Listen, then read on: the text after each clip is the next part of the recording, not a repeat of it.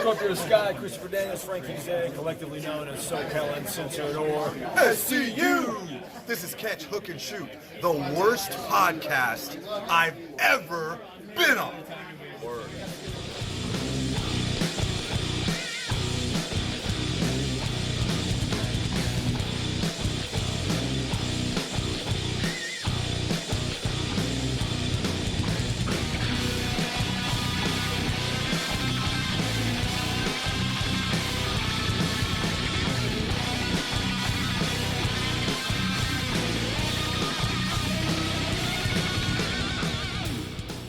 What's going on, everybody? Welcome to a very special Friday edition of Catch, Hook, and Shoot. We've been off for a couple of weeks, but we are back, and today's show is all about the Warrior Wrestling Stadium Series, which is starting tomorrow, Saturday, June the 5th.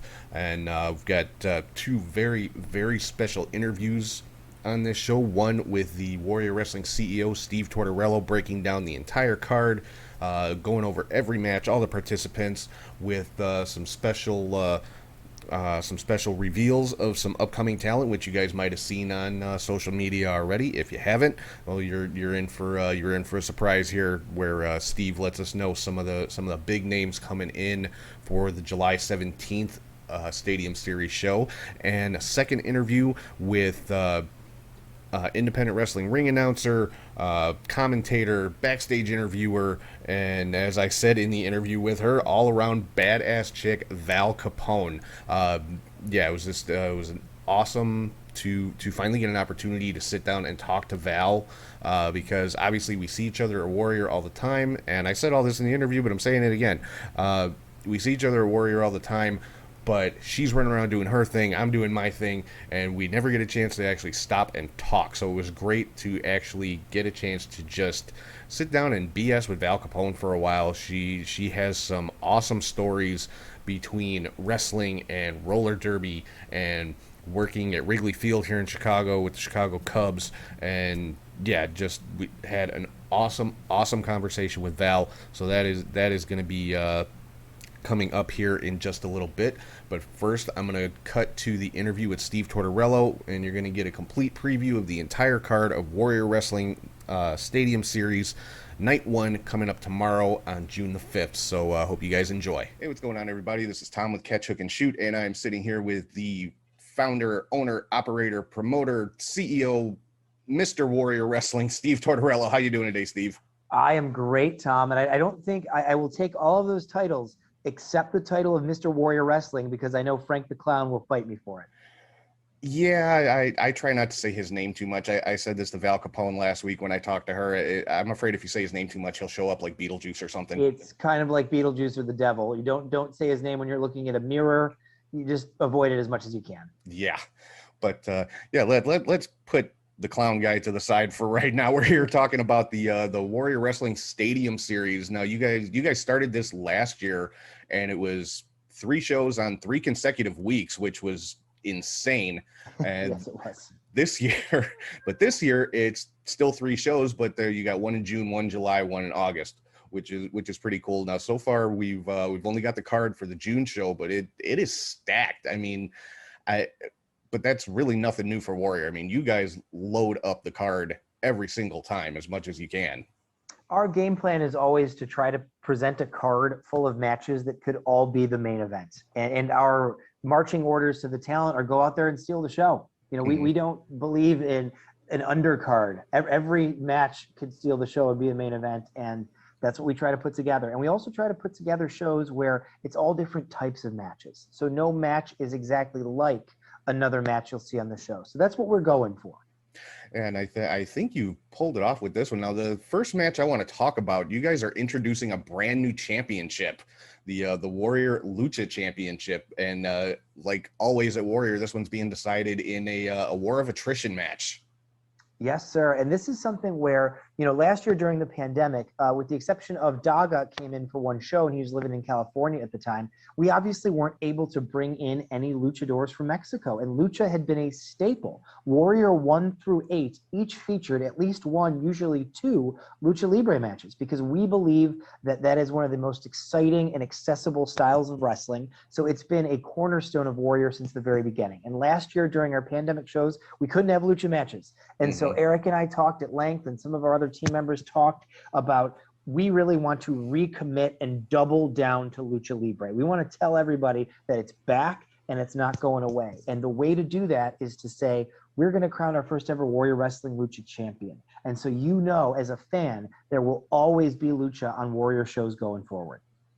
Yeah, and when I saw the lineup for this match, I think I tweeted out something like, I'm going to lose my voice during this match, but I'm going to love it, because this is going to be all over the place. I mean, just to go through the people in this match: Aramis, Laredo Kid, Gringo Loco, Black Taurus, Golden Dragon, Aries, Canis Lupus, and Dragon Bane. I mean,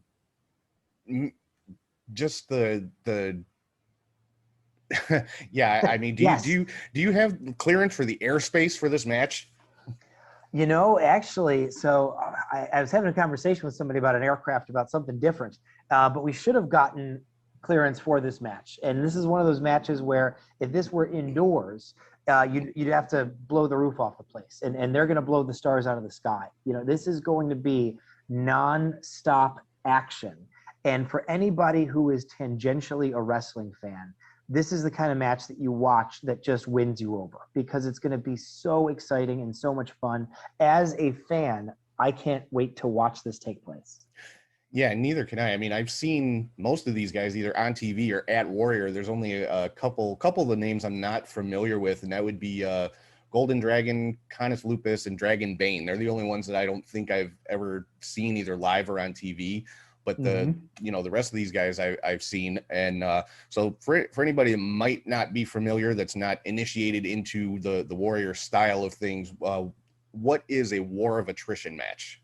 So a war of attrition is a way to figure out who's going to survive. It begins with 8 competitors, and stage 1 is a 4-on-4 tag team match. The losing team is eliminated.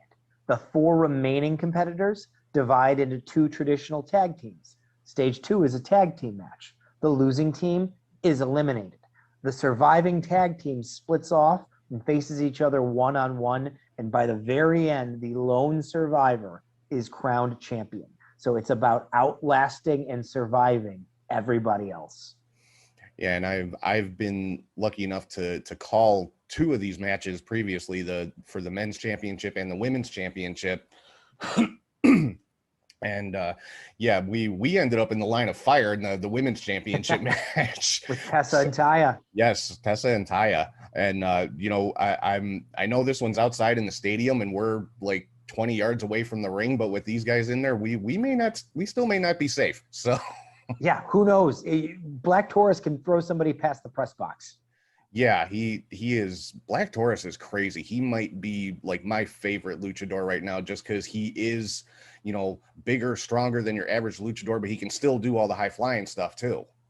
Yeah, he really is the complete package. And that's the when people see him, they think, all right, well, here's a monster. And then they see him move, whether it's a dive through the ropes or a spinning back fist or hopping or springboarding off the middle rope. And people go, wait a minute, that thing shouldn't move like that.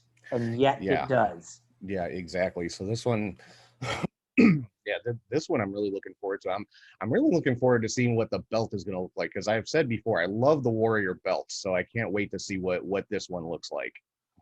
Yeah, same. We actually have a very rough idea of what it will look like, but our belt artist is putting some wrinkles on that even we aren't aware of yet, and we were told, trust me. So we said, all right. So we're excited. It's going to be different. It's going to be clearly a Warrior Wrestling belt, but different than the men's and women's that already exist. So we're hoping to get it in the days leading up to the match itself. So once we have it, we will share it with the world. Awesome. All right, so let's move on to another big time match on this one with somebody who might, I don't know, I'm thinking he might have a complaint about not being in this War of Attrition lucha match. Sam Adonis taking on Matt Cardona. Yeah, and now Sam, as you just alluded to, he has been a lucha staple. In fact, he just debuted for AAA a couple of weeks ago, and he is part of the main event faction La Empresa with AAA. But he's also been a Japanese wrestler. He's done a few tours with All Japan. He's wrestled WWE style. He's been in the WWE system. So Sam really can do anything.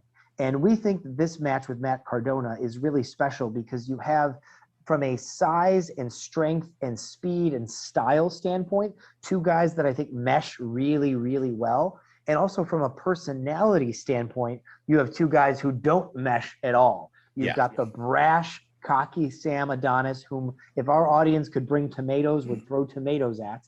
And then you've got Matt Cardona, who spent the last decade endearing himself to everybody. And whether you followed him as Zack Ryder back in the old days in 2011 and when he pioneered the use of social media, or whether you followed him since on Impact, the one thing that's clear about Matt Cardona is everybody loves him. This guy just is genuine and likable, and you can tell he's a fan and he's a friendly guy. Everyone wants to see him succeed, and everyone wants to see Sam get his head kicked in. So I think it's going to be a really fun affair. Yeah, I definitely agree. I mean, Sam Adonis has been on pretty much every Warrior show, hasn't he? Yep. If you count the Stadium Series in September of last year as one event, which we do, we say it's one event over 3 nights. Right. Sam has been at every event. He was not on every night of that series, but he's been at every Warrior event. Yeah, so he might be one to challenge for that title of Mr. Warrior Wrestling, but we'll get into that later. Now, an interesting twist on this match came up on Twitter not too long ago. Now, is this official? This match is for a vintage WWF Women's Championship foam belt? That's up to them. I know it is one of Cardona's prized possessions, so if he wants to put it on the line, it is up to him. It is not officially sanctioned from Warrior Wrestling, but we'll see what he brings when he shows up on June 5th. Yeah, because and just to kind of fill people in who don't know the way that came about, Sam Adonis commented on a picture someone had posted of some vintage WWF toy championship belts, the old-fashioned foam ones, and one of them was the women's championship, which had the white backing, and I honestly had never seen it before. I didn't even know they made them. And Adonis commented on it, and Cardona mentioned that he has one and put up a picture of himself with it and said, I'll put it on the line at Warrior. Yeah. And you know what? Sometimes it's those things that just, snowball into a major issue between a couple of competitors. So we'll see what shakes out. We've got a couple of weeks until June 5th. So maybe they're done snipping at each other. Maybe they're not. Who knows? Yeah, but that one, I'm really looking forward to that one. That one might be the show stealer for me that I'm looking forward to the most. And another champion you've got on the card, Deonna Purrazzo, the Impact Knockouts champion, is taking on Ray Lynn. Yeah, I mean, this one, now this is not for the Knockouts championship, correct? Because I know you've had Impact titles defended on the show before. As of now, that is the case. We will be asking Deonna and Impact if that is something that they want to sanction. But as of right now, that is not on the line. Okay. And yeah, now Deonna's been at Warrior shows before, right? Before her WWE run. Warrior 1. Yes. Okay. And so this is a return for her almost 3 years later. Wow. Or over 3 years later, actually. Yeah, and Ray Lynn, she's been on a number of Warrior shows. She, I mean, last year she was really kind of a standout. Last year at the Stadium Series, she had some high profile matches. She had some bangers. One against Kylie Ray, and then one against Ty Conti in Luchasaurus, where she really showed off her Taekwondo, her Judo, her skills, her kicks, her strikes, her throws.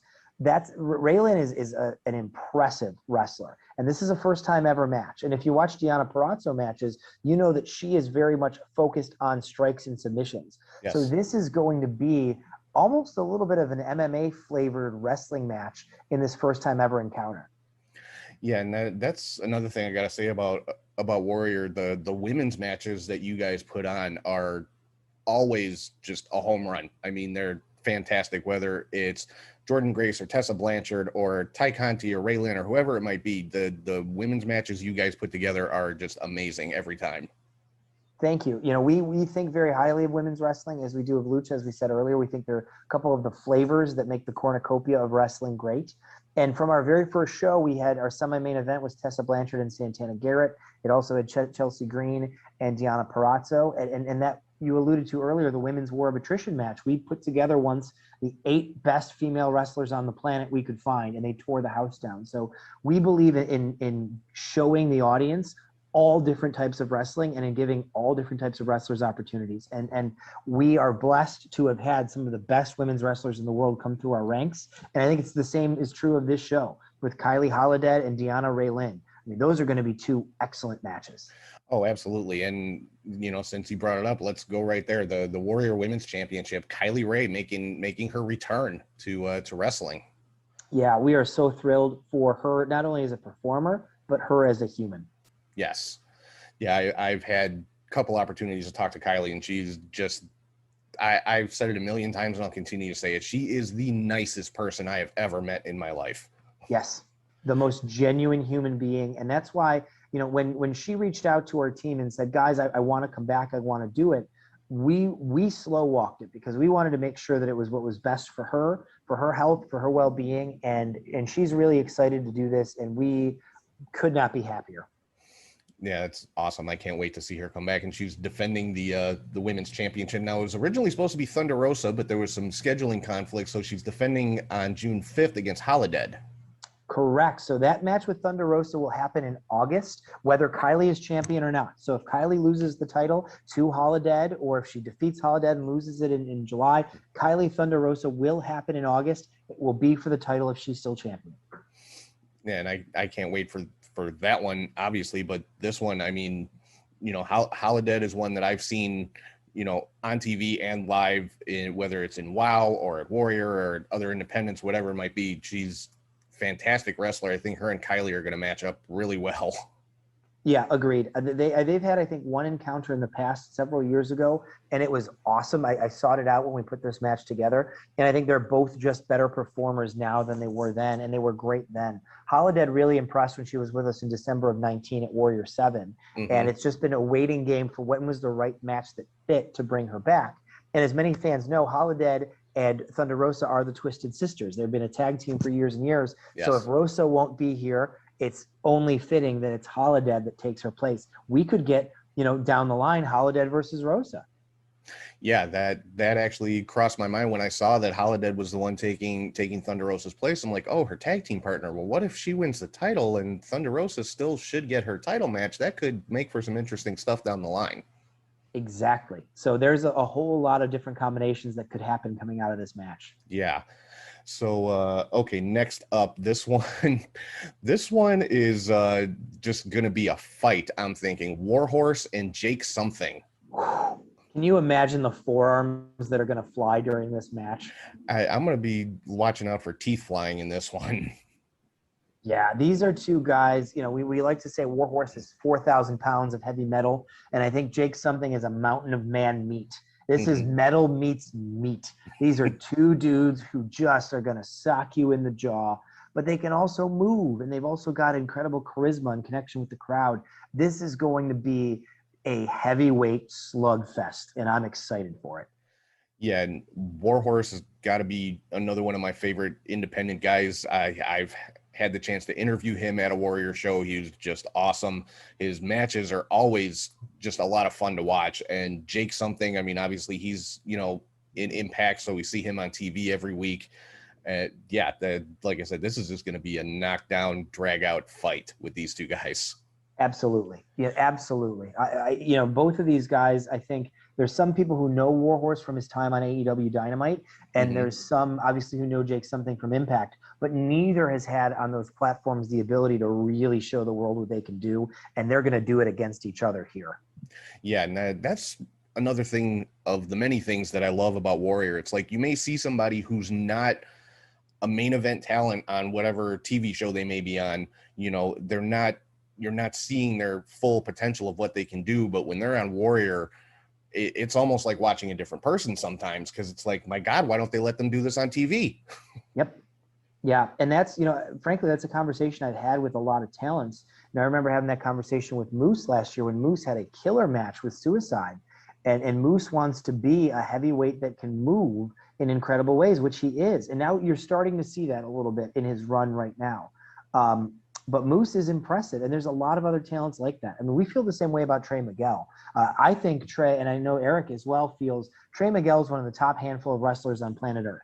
And he's starting to get that push and that star level from Impact, but the sky is the limit for Trey. And I think he's another one in that boat where people might not see what they can fully do, and when they do, they're blown away.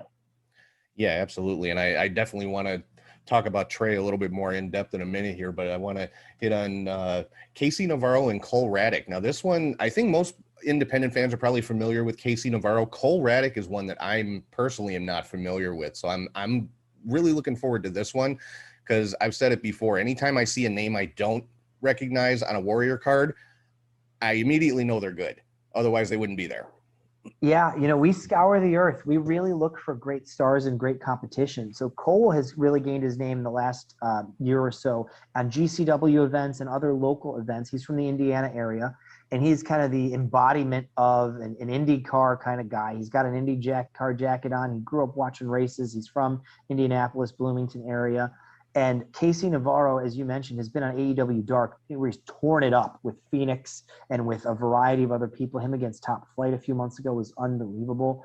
This kid has every tool. So you've got two incredible guys who in a couple of years we're going to be talking about as the future of the business. But right now they're still bubbling underneath. And we want them to be, like you mentioned, we want people to say, I saw that band before they blew up. We want people to say, I saw that star at a Warrior show before they blew up.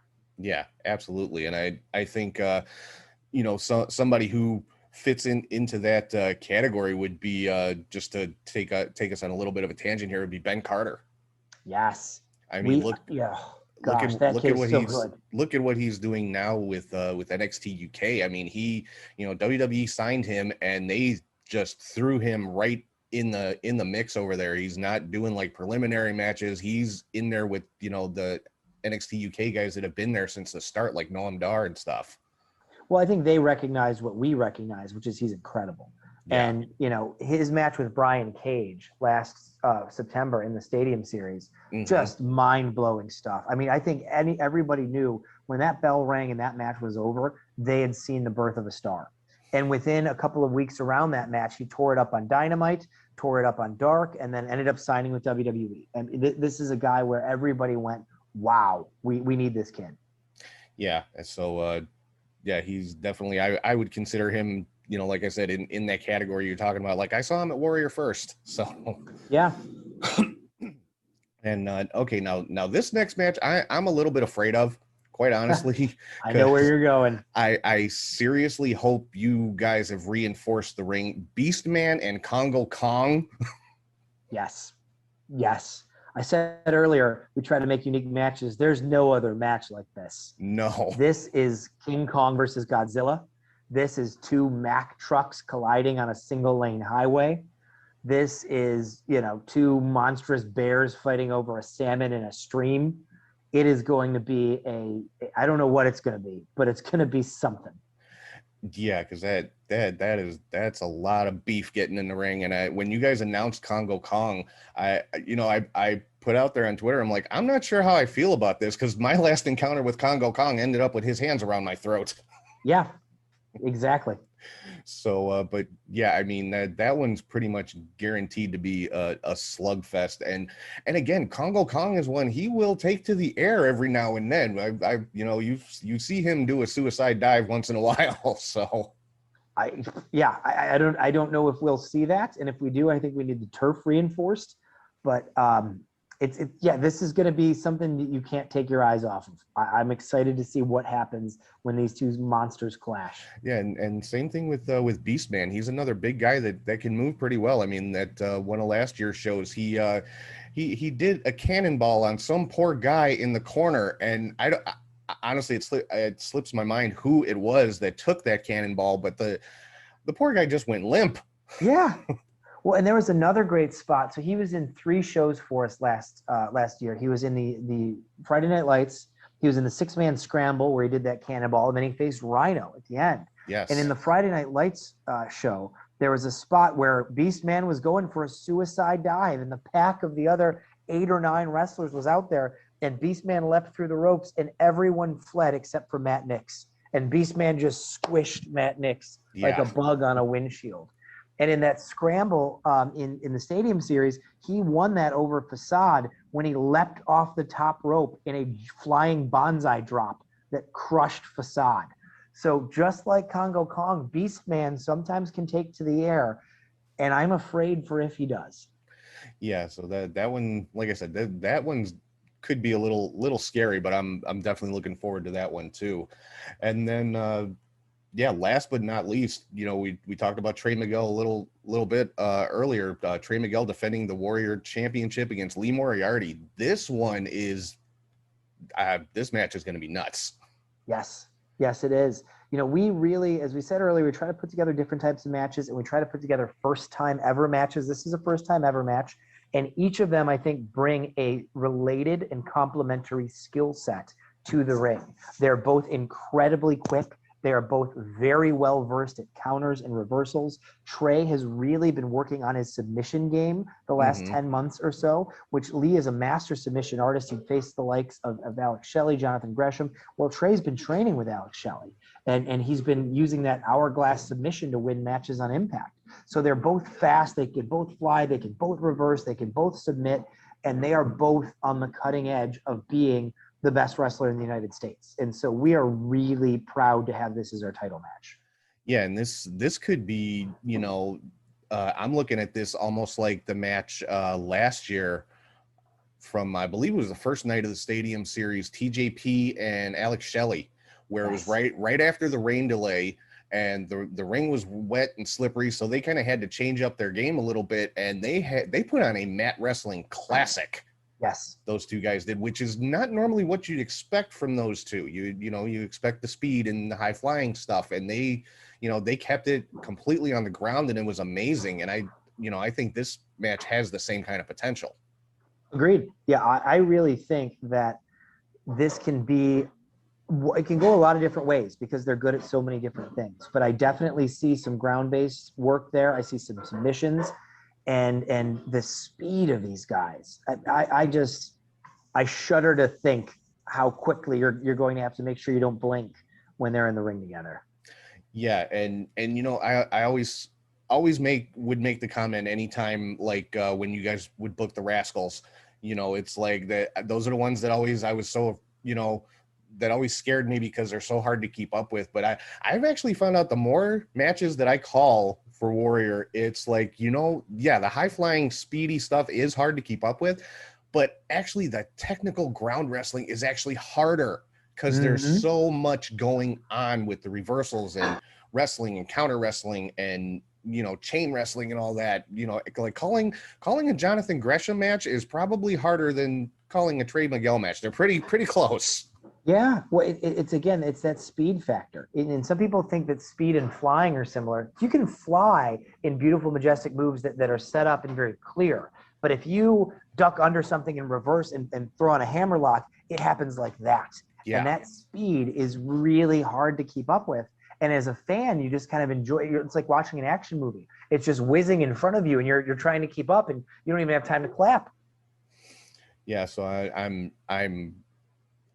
I've said this about every match. I'm really looking forward to the whole card. I mean, like I said, you guys have always got a completely stacked card from top to bottom. These are all going to be awesome matches. If I had to pick one as like my sleeper that I think is probably going to steal the show, I gotta go with Sam Adonis and Matt Cardona for me. Ooh.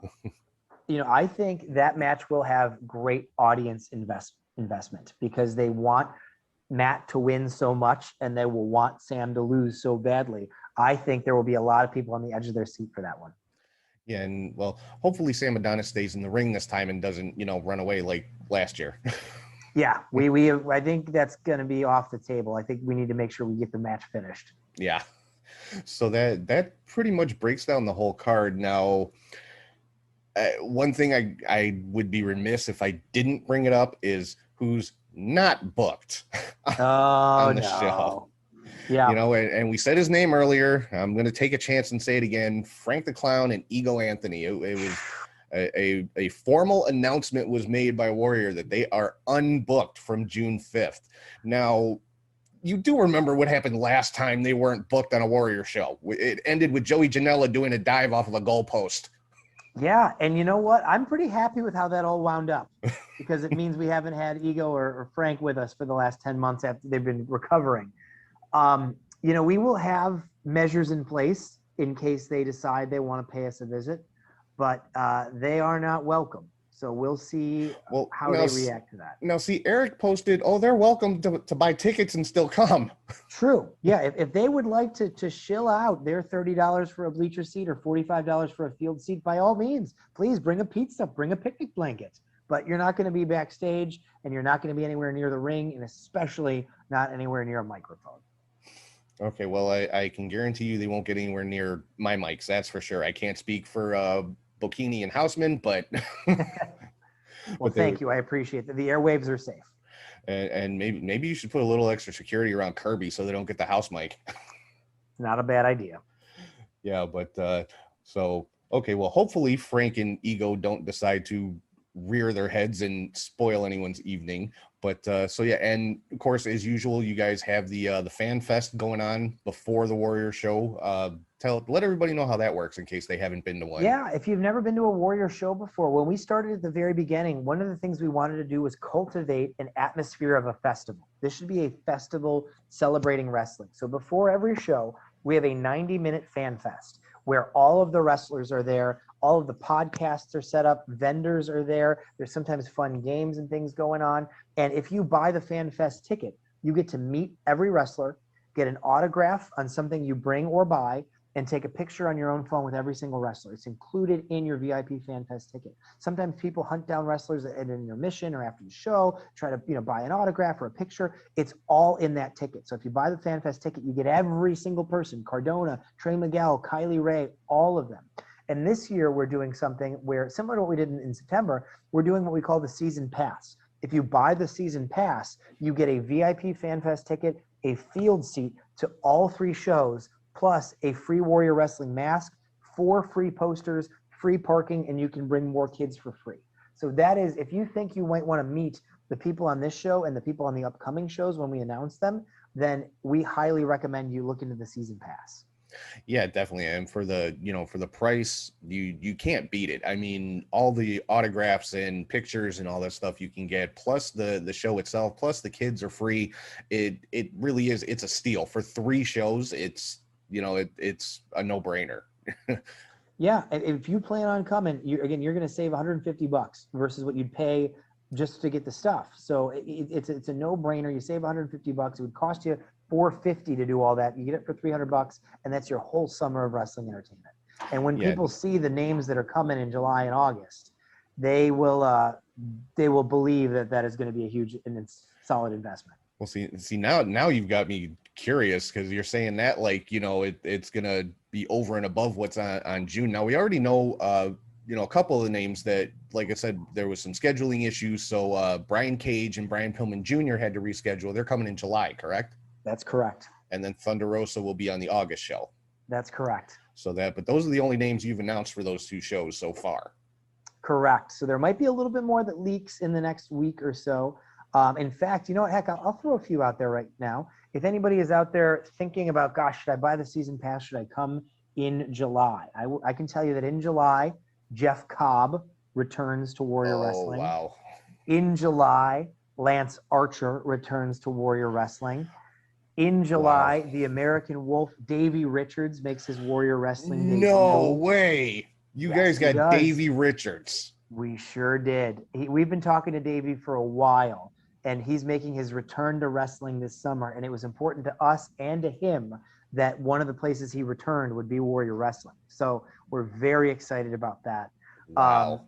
I can share there will be some more debuts of up-and-comers that you don't want to miss, like Calvin Tankman and Braden Lee. I can also now share, as of today, officially, that former WWE Cruiserweight Champion and GCW star Leo Rush makes his Warrior Wrestling debut in July. So there are some more things in the works as well. So I can tell you it is going to be a really exciting show. So if anybody's on the bubble, trust us, get the season pass for June and July. And I haven't even said anything about August yet. Okay, well, yeah, you just gave me a whole lot to work with, which I appreciate. Last year you gave me the scoop on Mike Bennett and Cheeseburger, and now you're giving me some more scoops here. So if you don't mind, I'm going to post this little snippet on social media Absolutely. within the next 24 hours. But yeah, one thing though, if you're bringing Lance Archer back, somebody keep an eye on that poor little blonde kid that always gets kicked across the field when he makes his entrance. You know, you can't contain a locomotive run amok like Lance Archer. You just got to get out of his way, and that's up that to each their own. Everyone enters that stadium at their own risk. Yeah, because it's always the same guy. Because everybody knows when Archer enters an arena, somebody's getting clotheslined or booted in the face, and it's always the same poor guy. Well, that guy's got to get out of the way. Yeah. But yeah, wow. So yeah, July. It sounds like it's going to be a hell of a show. I can't wait to see what the matchups are going to be. Yeah, so, it's going to be incredible. You know, there will be some stuff based on who wins the matches in June that will determine what's going to happen in July. But there's a couple of matches that we will announce probably the day after the June show that are already set in stone, and the ones that we have so far are pretty darn cool. Awesome. I cannot wait to hear that. But yeah, yeah, Jeff Cobb, Lance Archer, Calvin Tankman's one that I'm dying to see in person. I've seen him on MLW, and the guy is he's a beast. Yes. Yeah, we're really excited for that. But yeah, wow, just Davey Richards, that blows me away because he's been out of wrestling for a while because he was, pursuing other stuff. Yeah, he went and he had been an EMT for years and years. He went and got himself a medical degree. Yeah. And so 2017 was the last time Davey Richards stepped foot in a professional wrestling ring until summer of 2021. And he's coming to Warrior Wrestling. I cannot wait to see that because the Wolves were one of my all-time favorite tag teams. And I was heartbroken when they broke up because I absolutely love the American Wolves. So I can't wait to see. I'd never seen Davey Richards live. I can't wait to see that. Yeah, it is. Seeing Davey Richards live is a spectacle. You can flash backwards a decade or 11 years to a much younger and more in shape Steve and Eric and their buddies sitting at a Ring of Honor show watching Davey and Eddie and just going nuts and geeking out. And now here we are in 2021, and Steve and Eric and their buddies are putting on a wrestling show, and Davey Richards is making his return to come to Warrior Wrestling. So we're pretty damn excited. Yeah, that is huge. People are going to go nuts for that. So I can't wait to see that. Oh, man, it just dawned on me. I'm going to get to call a Davey Richards match. Yes, you will. Wow. Oh man, is this really my life? I keep asking myself that. me and Val had a conversation all about that last week. Like, is this really our lives? Do we really get to do this kind of stuff? Because it's awesome. Yeah. And oh yeah, we were talking about the Fan Fest. I forgot to mention you guys have a kind of a cool new piece of merch out this year that is going to be at the Fan Fest. What tell everybody what that is. We have had people asking for years, and we've figured it out with the help of Matt Cardona, the king of wrestling toys and things. We have Warrior Wrestling Foam Championship belts, and they are $25. You can have your own foam title belt from Warrior Wrestling. We've already pre-sold. Gosh, I have to look, probably 50 of them. And we're bringing them to the shows this summer. Get them while you can. They are a limited supply. And so if you want to be a Warrior Wrestling champion, like Trey Miguel, like Kylie Ray, or like whoever will be the first Lucha champion, you want to get your Warrior Wrestling belt at the show. You can pre-order them now on our website, warriorwrestling.net, and pick them up the day of the show, or just buy them the day of the show. Well, I've already pre-ordered mine, and I mentioned this to you already, but Val Capone has already pre-ordered hers, and we have already declared ourselves Warrior Tag Team Champions. So, well, so one day, somebody might come for those belts from you when you say things like that. as long as he's not wearing a clown wig, I'm okay with that. And also want to make mention, available only at the Warrior Wrestling Stadium Series is this cool Warrior Wrestling CHS T-shirt. Woohoo! Not available anywhere else. Will only be available at the Stadium Series. So yeah, if you like Catch, Hook, and Shoot, if you like Warrior, you want to support both brands, grab a shirt. They'll be at the table where myself and Charlie G will be set up to call the matches. Yeah, we take cash, we take PayPal, we take Cash App. So grab a shirt, grab a belt, and yeah, just come out and have some fun because Warrior is always an awesome time. That's our goal. Nick Hausman when we were announcing some stuff, Nick, our color commentator on the video stream, tweeted, "This is going to be the summer of our lives." And I sure as hell hope it is. It's been one crazy year, and there's nothing we want more than to just celebrate with other people and enjoy some great wrestling. So get off your couch, get off of wherever you are, drive to Chicago Heights, and let's do it. Let's make it a fun festival of wrestling. Yeah, it's going to be an awesome time. It always is. I always have a blast at the Warrior shows, and like I always tell you every time I talk to you, I can't thank you enough for indulging me and allowing me to broadcast these things live on internet radio. It's a blast, and I had no clue what I was getting into when I first pitched the idea to you, because I'd never done any type of sports commentary in my life. But it's like, hey, what's it going to hurt to give it a shot? And so it was kind of trial by fire, but it's a blast. I love it, and I love being able to do it at Warrior. It's awesome. Everything that we have done has also been trial by fire, and that's why we're sympathetic. Our attitude has always been, someone comes to us and says, "Hey, I want to try this thing. Would you guys be willing to give me a shot and work with me?" Or, yeah, come on in, let's do it. And that's our attitude, and hopefully that spreads, and hopefully people find their footing and really love the things that they try, because that's what we've done. We found our footing, and we love running wrestling shows. Yeah, and I have grown to love doing the commentary for him, and doing like radio style commentary is a completely different beast than video, because it's like I need to actually call all these moves that are going on, so somebody just listening gets an idea of what's going on in the ring. But it's awesome. I love it. So yeah, when you guys are great at it, and we love that it provides another outlet for people to be able to hear and experience the show.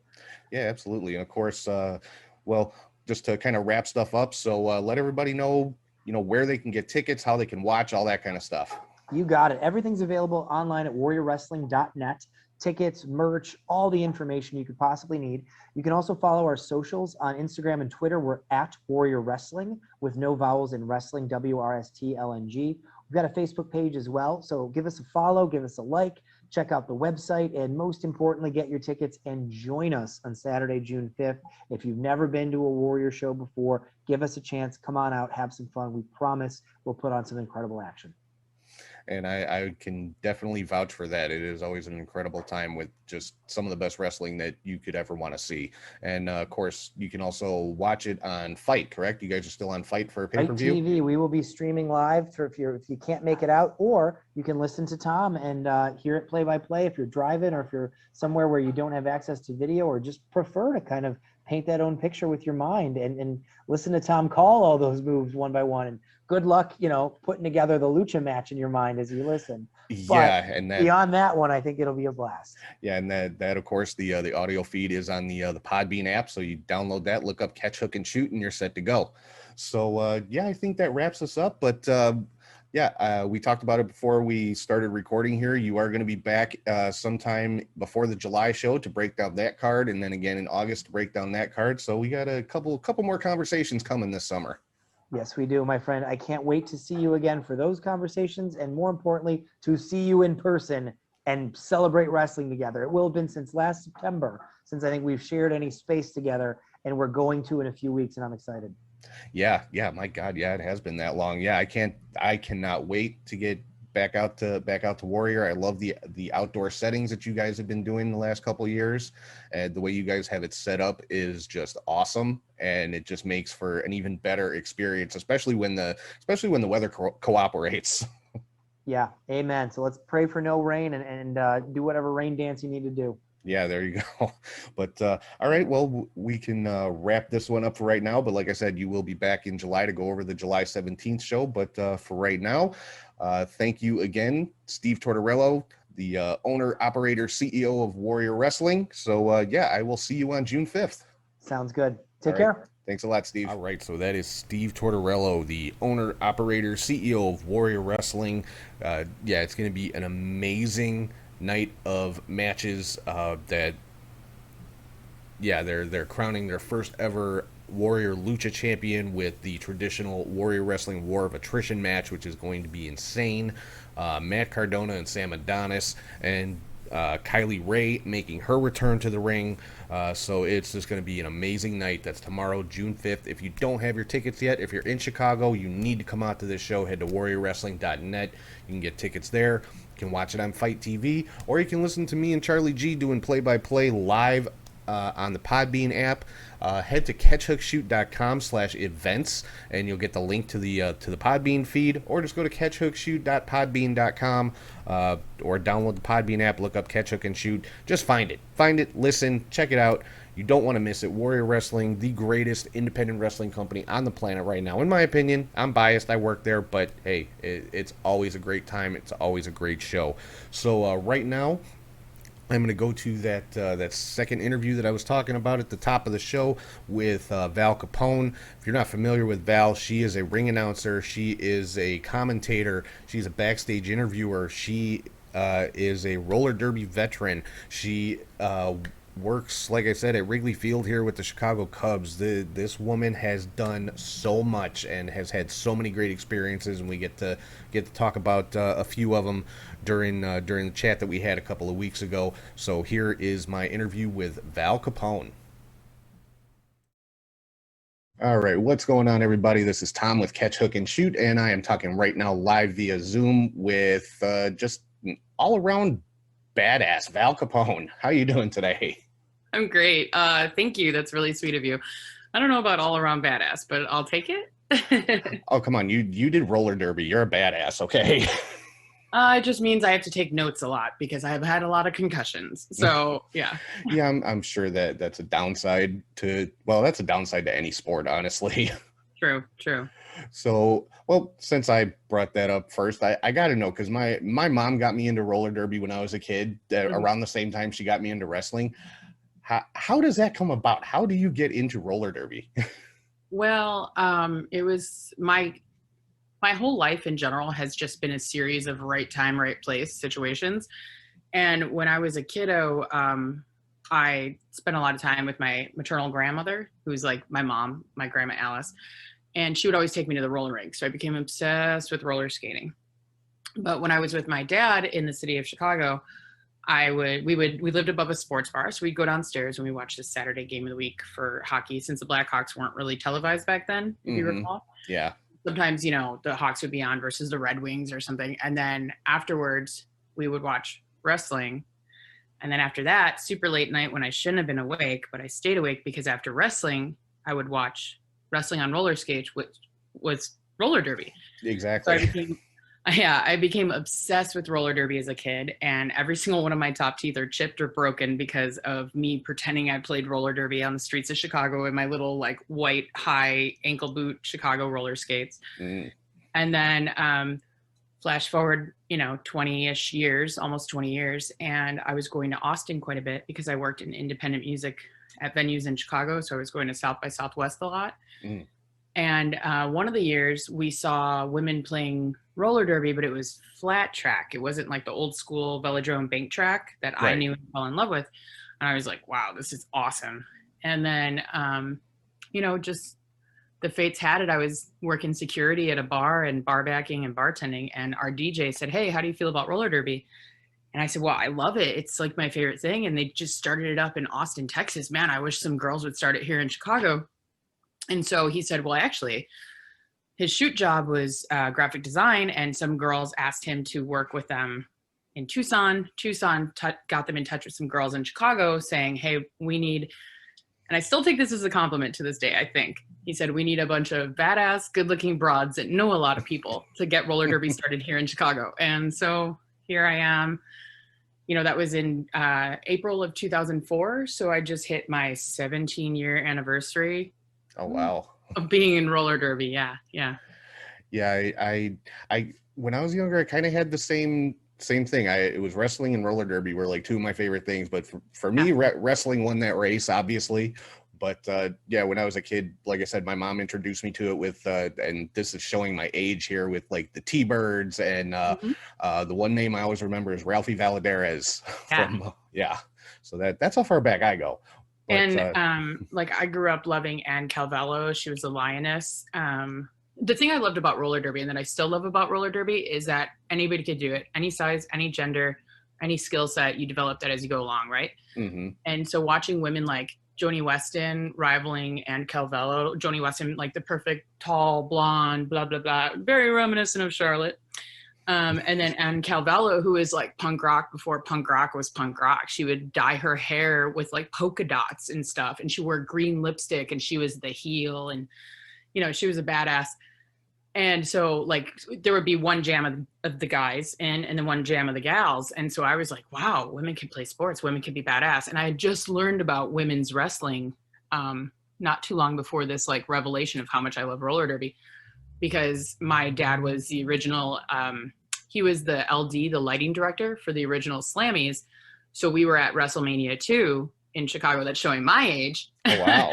And yeah, little Val Font sitting, you know, near the ring going, girls can wrestle? Because Velvet McIntyre and Not So Fabulous Moolah had a match that day. And admittedly, it was probably the weakest match on the card. Oh, yeah. It was like 90 seconds long or something like that. Yeah, it was. Yeah. I mean, I think, but it like ignited a fire in me. So between the badass women of roller derby and watching the badass women of WWF at that time, it just told me like, wait, you mean I could be a badass too? And my dad was like, yeah, of course you can, which was so cool because this was in the 80s and it wasn't okay for little girls to be tough. We had to all be princesses and we girls can do anything, right, Barbie? But at the same time, it was more like, but only if you wear a skirt and high heels. And it was cool because roller derby and wrestling wasn't necessarily like that at that time. So, yeah. Yeah, the WWE in the 80s, the women's wrestling, as sparse as it was, they had some actual wrestlers. It wasn't about the divas, you know, quite yet. Yeah, which I don't hate on the divas. Was it my favorite style of wrestling? Absolutely not. Do I have anything with the glittery buckle? Absolutely not. Like the butterfly looked like a bad State Fair tattoo.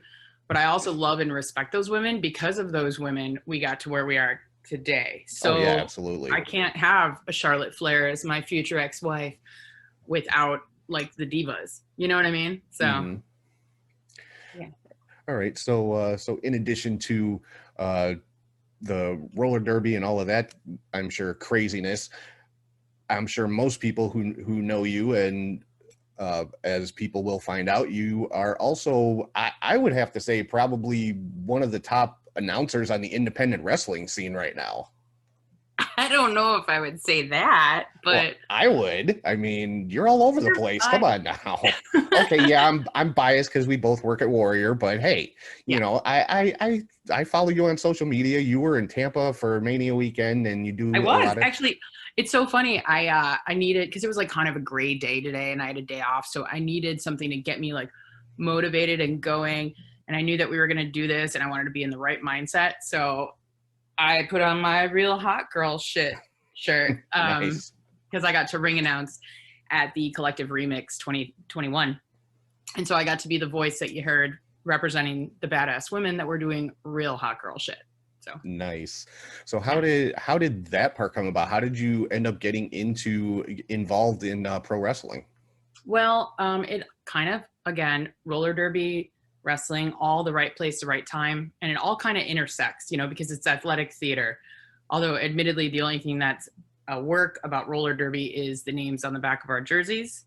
That's about it. Everything else is totally shoot fight. Nothing is, no gimmicks. You know what I mean? Yeah. But that being said, a very good friend of mine who still works in wrestling today, he works with AAW out of Chicago, Dr. Keith. Okay. I knew him from back in my like punk rock days when I was a teenager, and I was like the only girl in the pit at all the shows, you know. And he and I would always watch all the WWF pay-per-views together, like with my boyfriend at the time and, you know, other people, his Keith Lipinski's roommate, you know, things like that. So we would like all chip in and buy the $49.99 pay-per-view and get like pizza and just like hang out and like mark out, you know, watching wrestling together. And like we saw ECW live together a couple times, like once in Milwaukee, once in Villa Park, I want to say. Oh, nice. Yeah. At the Odeum. Yeah. ECW is from the Odeum. Mm-hmm. So, yeah, I saw New Jack go through 5 tables and break his leg in like 5 places in Milwaukee, I want to say. And his leg was like a Z. Ugh, it was terrifying, but it was also awesome. But so Keith and I kept in touch more or less. We just kept like running in the same circles. And we needed an MC for a roller derby benefit for one of our teammates that had cancer. And he was like, well, I'm working with a wrestling promotion that's just getting started. I could play the Michael Buffer role, if you will. And I was like, sure. So Dr. Keith was the MC at one of our first fundraisers to help one of our Derby sisters. So flash forward to 2000, I want to say it was 2015, I believe. 2015, I believe. Perhaps 2016. I know I had a botched up ankle, so I got to think about my roller derby injuries. But he called me and he said, hey, are you coming to the show tomorrow? And I said, yeah, of course. I'll be there as soon as I'm done working at Wrigley Field. And he goes, can you be here before doors? And I said, well, you're at 151 Bourbon Street or Bourbon Street for AEW. I was like, I don't know that I could be there before doors because I'm a beer vendor at Wrigley. That's like my full-time gig when we're not amidst a pandemic. Yeah. And so he said, can you make it? I said, I'll try. Why? And he said, well, Jimmy D had a family emergency, so we need a ring announcer. And I couldn't think of any dude for the job better than you. And I was like, I am the dude for the job. Let's do this. So I threw a dress in my car, did my makeup. Definitely not while I was driving. Absolutely not while I was driving. That would be dangerous. Yeah, no, and I'm very safe at all times. Nobody in Chicago would do that. Never. But so like threw a dress in the car, did the makeup not in the car, and got there just in the nick of time, had my note cards. I was like, what am I doing? I've never done this before. But he knows that I love wrestling. He knows that I live and breathe wrestling, and that I was also a skater, but also a commentator and a coach in roller derby. So he figured my skills could translate. Thankfully, he seemed to be kind of right. So it was Defining Moment. That was the name of the show. And it was like so appropriately named for me because it like changed my life quite literally. It was my first match that I had to call. It was X'd out due to injury. And it was Ray Oris versus Prince Mustafa Ali. Oh, wow. And Ali's face bounced off the barricade. Oh, like, straight up split right here. And I just remember looking at him on the ground right by me. And I was like, holy shnikes, this is not a work. That's for real. Because both his eyes were opposite directions. Mm-hmm. And he like came to kind of, but he definitely looked dazed. And I just looked at the ref looking, as a ring announcer is supposed to, because I was ringing the bell, I was timing the matches, and I was calling the matches. So I looked to the official in the ring, and he's throwing that X feverishly. So I said, okay, that's a sign. Bam, bam, bam. Rang the bell. And then Ali was the sweetest, kindest person on the planet, because he came up to me and he like profusely apologized for having to have the match called due to injury. And I said, well, but you got a severe concussion and, your face was bleeding. Why are you apologizing? And he said, well, it was your first match and it's your first time ring announcing. And I feel like I put a damper on it. What a guy, Wow. right? Yeah, really. So it totally happened by accident. And then, I said, hey, if you ever need me again, let me know. And then the Wrestle Gods decided a year, I think, later. Unfortunately, Kirby, who is one of our Warrior brothers, unfortunately, he was very under the weather and he was in the hospital. So, Two Juice Andy Long, referee, Chicago referee, he reached out to me and he said, hey, Kirby's sick. Would you be willing to ring announce? Because he had worked with AAW, so he had heard me do the call, and he said, we have a show at Beta Brow. Would you like to do it? And I was like, oh, absolutely. I don't know if I could fill Kirby's shoes, but I'll try. And then Matt Nix was on the card that night, and I said, hey, who's ring announcing for you tomorrow night? And he goes, well, I was going to ask if you would like to. I was like, oh, okay. He's like, yeah, you've been doing a great job. You want to do the show tomorrow? I was like, yes. So then a few months go by and Kirby's recovering and I was filling in for him as best I could. And then Kirby thankfully got better. And so Matt Nix approached me one day and he said, hey, Kirby's our guy, but I want you to be our guy too in some way. So what if I created a job for you? And I said, well, what's that? And he said, I would like for you to be the backstage correspondent for freelance wrestling. And I mean, I know you can probably imagine that I was just like, what? Because freelance means a lot to me. Like freelance's home is not just a tagline. It's not just a hashtag. It's true. It's a wonderful, wonderful place to be a part of. And so he created a job for me because, you know, they didn't have a person doing interviews or cutting promos with the talent. So he said, you love wrestling. We love you. Let's do this. And I was like, all right. Which then in turn led to Principal Steve being at one of the shows saying, hey, as long as we can get Matt Nick's blessing, would you like to join the Warrior Wrestling family and kind of do the backstage role there? Because you're really good at it. We know you love wrestling, Val Fonz. We want you to be a part of this. And so I want to say Warrior 2 was the first time that I went to the Warrior. Yeah, because I filled in for Kirby when he did Warrior 1. I think Warrior 2 was the first time I went as a fan just to check it out and, you know, get the vibe and make sure it was the right promotion for me to be a part of. Right. And absolutely fell in love with everything and everyone there. So now I'm one of the voices of Warrior. And the commentary thing happened completely by accident because of this whole global situation that we're all dealing with. Rich was unable to attend the Friday Night Lights show, which was the first show back to, you know, for Warrior. Yeah, the first one they did last summer in the football stadium. Correct. And I'm kind of a jock douchebag. I don't know if you know that about me. I have a Cubs and a Bears tattoo, and I'm a huge Hawks fan, huge Bulls fan, and I'm even a fan of the White Sox. I'm not a White Sox fan, but I'm a fan of the White Sox, if that makes any sense. Makes perfect sense. Yeah. So, I mean, Chicago over everyone all day, forever, by the way. Yeah. But so Rich wasn't able to make it because he lives in Florida. And at the time, Florida was a pretty intense hotspot. So travel in and out was very limited. He texted me and said, hey, you might need to be on the call tomorrow. And I legitimately laughed. I thought he was joking. And he goes, no, it would be you and Houseman. And I was like, me and Nick Houseman doing commentary? And he said, yeah, I mean, it might not happen if I can get out of Florida, if it all works out, but just be ready. And I didn't think anything of it. I thought he was kind of pulling my leg. And then I got to work early because I was going to do backstage work. But Steve also has me do ring announcing in addition to Kirby's. Mm-hmm. And Steve was like, hey, so today we're going to do things a little different if you're okay with it. And I said, oh my God, is he going to ask me? And I was so like anxious because I didn't know if I could hack it. I was like, okay, what's up, Principal Steve? And he goes, I know that you really love doing the backstage interviews. I know you really love introducing the women's matches as a ring announcer. And we would really love to see you as a commentator today. And I was just like, I couldn't believe it. Him and Eric said that to me, and I thought I was going to start crying. And I did make sure to wear waterproof mascara because I had a feeling that maybe something like that would happen. And so Nick and I got to do the return to wrestling for Chicagoland, and it was amazing. And it totally happened by accident. And with the support of Rich from home, Rich was watching along and kind of producing from home. So cool. And so now I used to be a skater, commentator, and a coach triple threat for roller derby. And now I'm a backstage correspondent, ring announcer, and commentator in wrestling. And it's pretty cool. Yeah, that is freaking awesome. I mean, was Friday Night Lights like your first commentary gig? Was that just complete trial by fire? Yeah. I mean, so here's the thing. Rich is a good dude. Never mind, he's like a very good friend of mine, but he's really good at wrestling commentary. I don't know if you know that about him. Oh, yeah.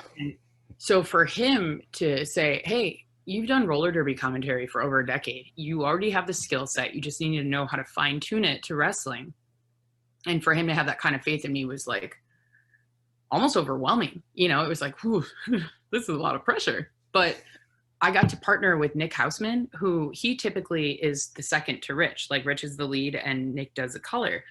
So for Nick to step up so that I would feel comfortable doing color versus play-by-play more so, it was so awesome. And to have that kind of support from both those dudes, and then from Principal Steve and Eric also being like, no, we want to showcase women in wrestling, and that's not just in the ring. That's all the women that make wrestling work. I was just like, oh, I can't believe I'm the luckiest gal alive, you know? Mm-hmm. And Kirby was so great too. He and I spent a lot of time that afternoon just like chatting about, like, he was answering all my questions and like putting any anxiety at ease. Cause I mean, that's a pretty heavy load for my first time ever doing commentary, to be at the return to live wrestling with an audience after almost a year of not having that. So it was pretty excellent. Yeah. Yeah. And I know, cause you know, me and my partner Charlie, we do radio broadcast, which is just a completely different challenge in and of itself. trying to call wrestling on radio, but I mean, you were all over the place that night. Yeah. Because like every time you zoomed past our table, we're like, there goes Val Capone back to the announce desk, or there goes Val to make the ring announcement. Well, it was so funny because, like I said, Steve started giving me these opportunities so that way I could also ring announce, because he, as I said, wants to showcase the strength of women in wrestling in every possible way. So there's a lot of times where I will be doing backstage correspondent work and I'll have to run to get on the ring mic with Kirby's blessing and support. And then I'll go back and like have to go cut a promo with, Brian Pillman Jr. or whatever. Or like, oh man, I got to cut this piece with, I don't know, Mick Foley, MBD. And so like I'm used to the hectic and the chaos, but man, there is something to be said about like, cause ring is at the 50-yard line, So the commentary booth is, I believe, at like the 25 on one end, and the ring announcing happens by the entrance, which is about the 25 of the other end of the field. Yeah, so basically you're doing a 50-yard dash all night long.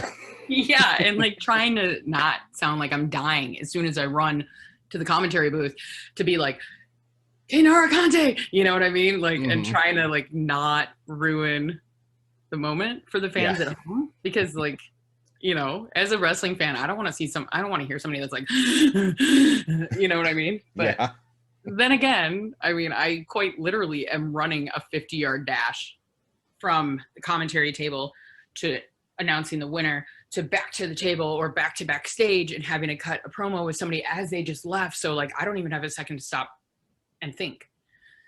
So yeah, but it's been really, really wonderful. And like running past you guys is always such a joy, because I can hear you go, and there goes Val Capone again. And it like gives me that little burst of like, you can do this, that I need. And also I'd never wear heels when I work Warrior, because I don't probably know a good idea. Run a 50-yard dash in heels or not.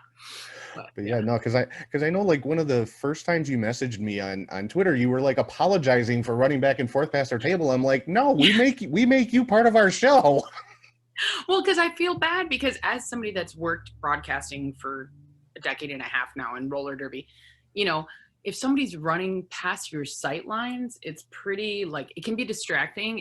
You can miss like the minutia of the moment that is essential for the call for the people listening home, especially, for the radio broadcast. Like that is really, really challenging. I worked for a while. I was senior analyst for Derby News Network. It was a website that was wonderful and free. And so therefore it no longer exists anymore because paywalls and stuff. Yeah. But I mean, there was a lot of times where our feed, because it was free, would go down and you couldn't see anything, but you could still hear stuff. So I was always trying to do a hybrid call. So I appreciate how hard your job is, because I would have to do an almost radio call to describe, the black capped knee pads of Val Capone of the Windy City Rollers, in comparison to blah, blah, blah, blah, blah, and doing like the details of the uniforms and the way the referee's head is turning at the right moment. And you have to like describe all those intricacies. So for me to be like running past you when you're doing that, it's kind of rude. So I'm sorry. But I usually try to run behind you guys.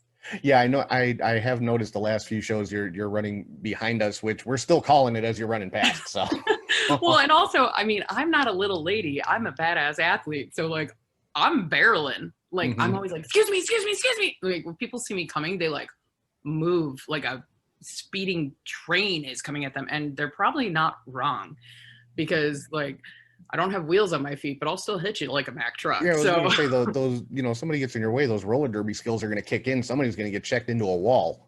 Oh yeah. I mean, I was I was on the coaching staff. I was an assistant coach for men's USA roller derby at the World Cup in 2014. Oh, wow. I'm a gold medal coach. I don't play. I had to train dudes that are like twice my size. So I had to be able to keep up with them. So yeah, don't let the skirt fool you. You can still be a badass in a skirt. You know what I mean?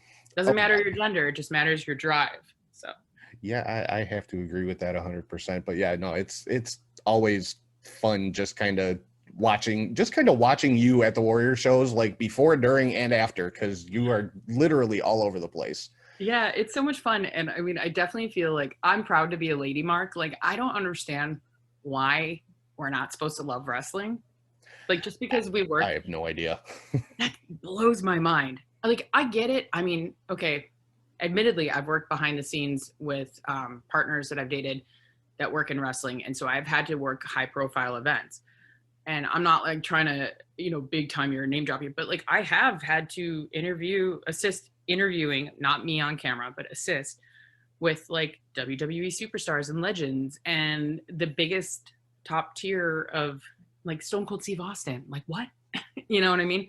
Mm-hmm. And 18-year-old me was definitely having a heart attack, but today me was like, no, he's just the person that we have to interview. And so I just have to do my job. That being said, at Warrior, it's a lot of fun because I get to be the pro, but I also get to be the fan.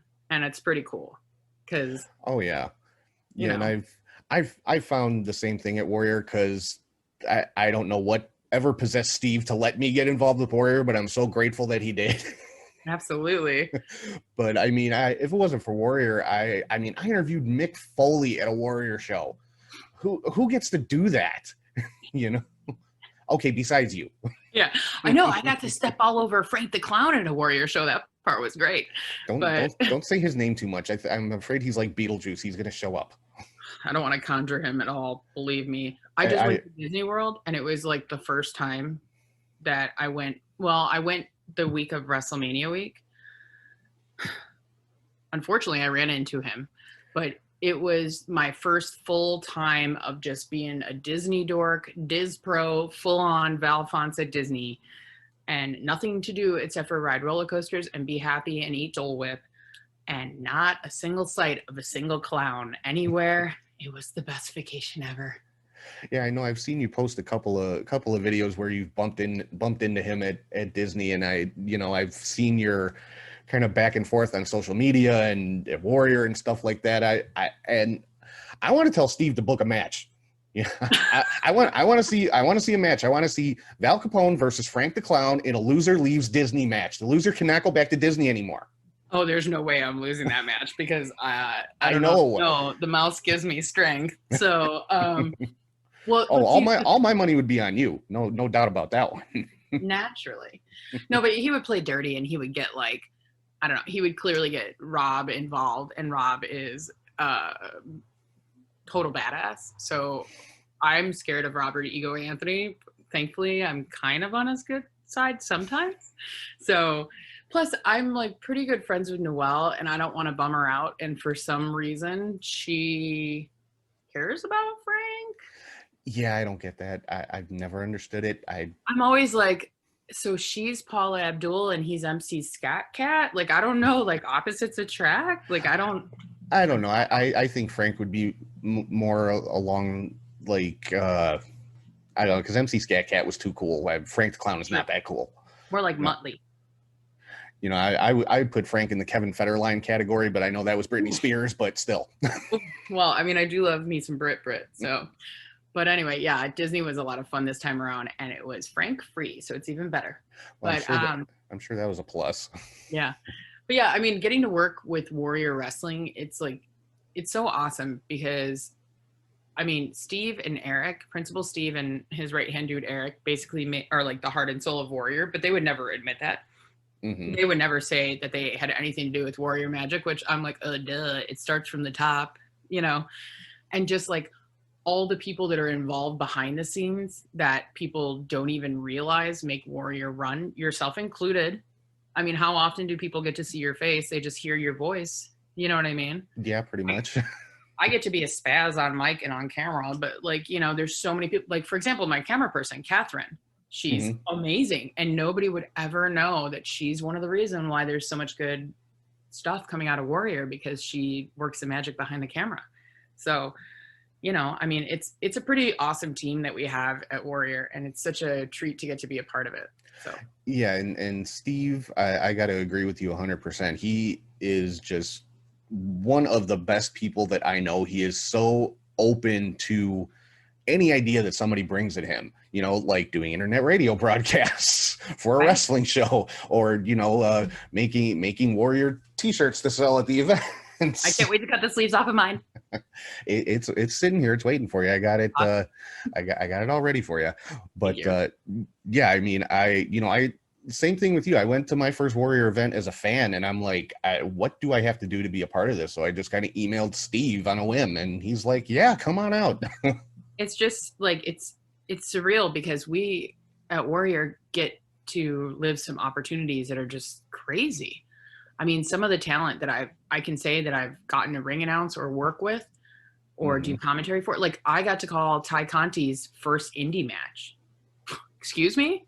Like that's I didn't even realize that was her first indie match. Yeah, that was her first ever indie match when she tagged with Luchasaurus, yeah.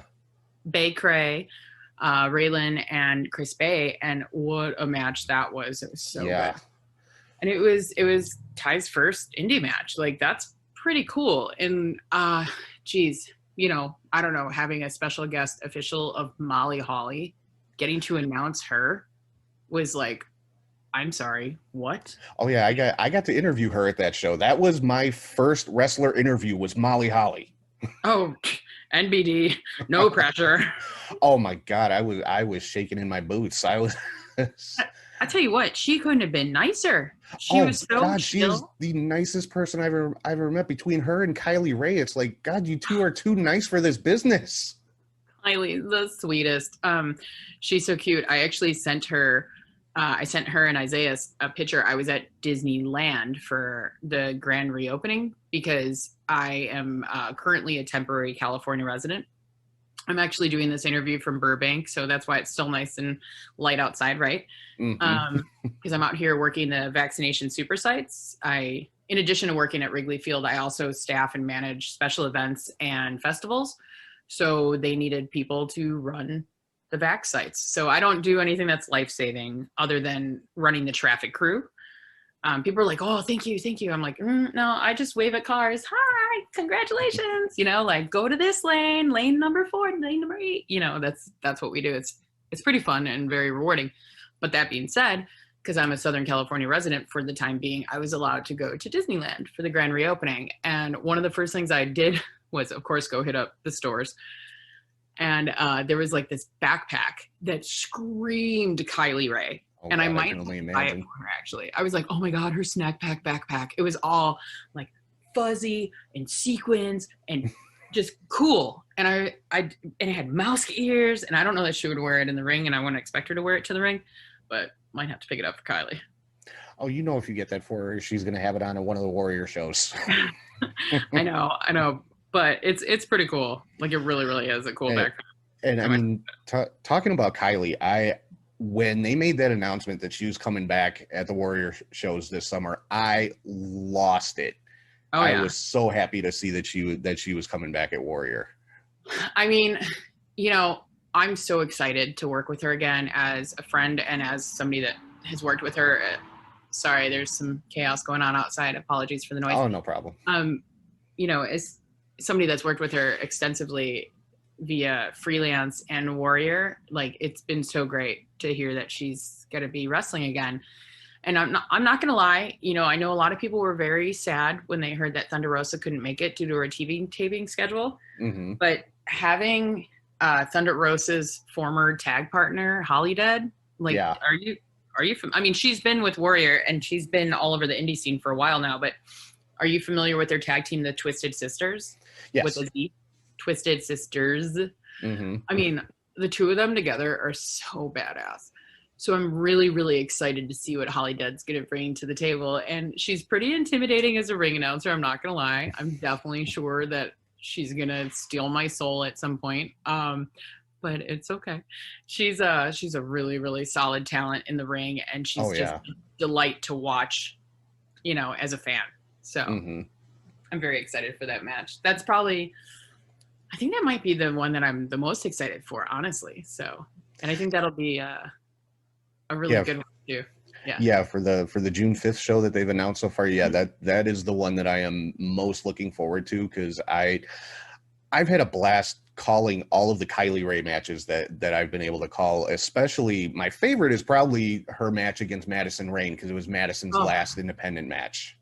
That was such a treat, and that was one of my favorite matches that I've ever gotten to call. So, I mean, that was such a good match. It was so emotional, and it was just like watching the torch being passed, you know, through their moves in the match, and just knowing the respect from Kylie that was there, but also the respect from Madison that was there for Kylie being like, this is yours now. Like, it was so cool. It was very, very moving, you know, and everything about that night was magical, but like moments from that match, I had to kind of push myself away from the mic and just kind of, because it as a fan of wrestling, but women's wrestling in particular, it was such an honor to get to be a part of that. So.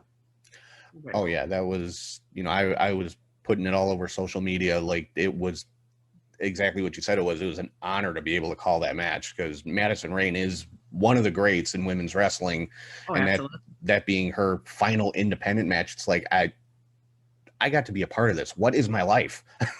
Dude, I say that all the time. Like, I'll be on mic, or I'll be waiting to interview with somebody, or I'll be like just letting the match breathe and speak for itself without actually saying anything. Because I don't need to say anything when they're saying that much in the ring. I'm just like, how did I get here? Like, what is my life? How do I even get to be so lucky, you know? Yeah, and I mean, Warrior shows are just always a blast. I always say Warrior is, to me, it's the best independent out there. It really is. But so moving on to something else you were talking about, because you touched on the Cubs. You work at Wrigley Field. Obviously, you're a Cubs fan, but you're a fan. Just a little bit. A little bit. You're a Cubs fan, but you're a fan of the Sox. Yes, there is a difference. It's a Chicago thing. If you don't live here, you don't know. Well, it's funny because so many people tell me, oh, you can't. You have to be a fan of one or the other. And I was like, well, I'm a diehard Cubs fan, but I'm a fan of the White Sox. Unless they play each other, I want the White Sox to dominate everybody in the history of all time. But if they're playing each other, I want the boys in blue to win.